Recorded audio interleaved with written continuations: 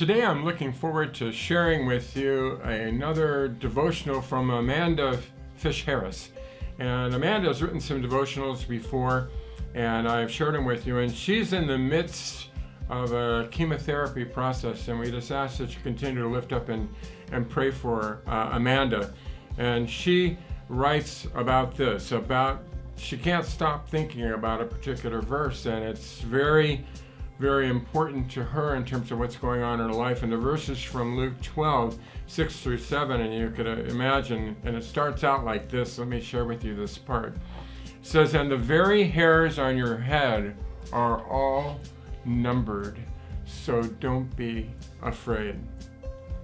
Let me share with you what Amanda said about that. Jesus is telling his disciples not to worry so much about the people in this world who could cause them physical harm.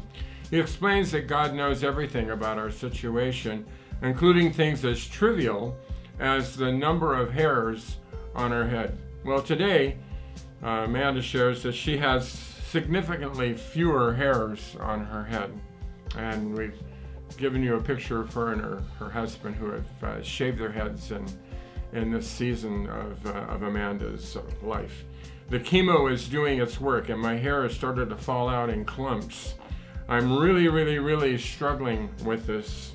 I feel angry, sad, scared, and mortified all at once. I knew this was going to happen, but somehow I thought maybe I'd get lucky. It is so difficult to process. And yet, God knows exactly how many hairs are on my head.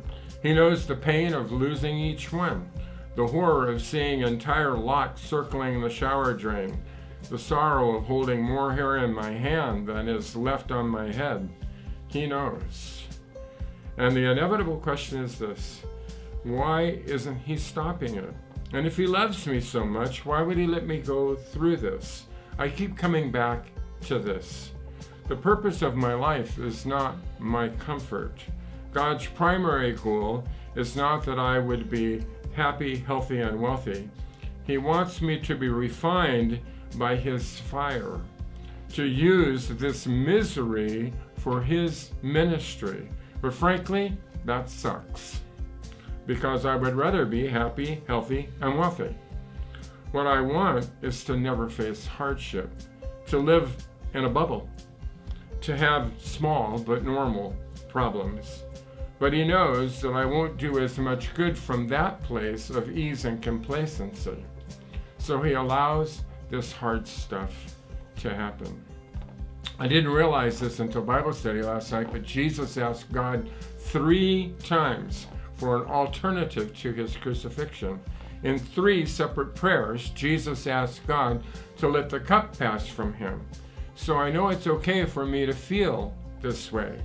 It's okay to hate the situation and still submit to God's will. It's okay to beg for another way. He knows.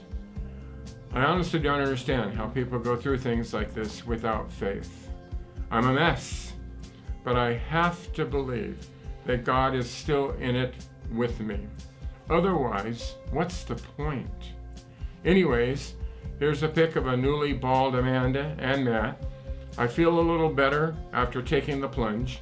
I'm so grateful for my amazing hubby who shaved my head and insisted that I shave his too.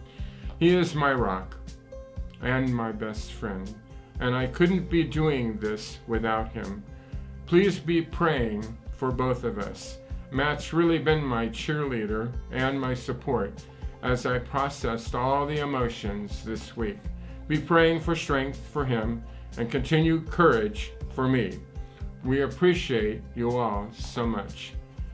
And Amanda and Matt have been on our prayer ministry list here, and I remember the beauty of their wedding that I got to officiate at, and what a wonderful couple they are, and what a blessed family that they come from.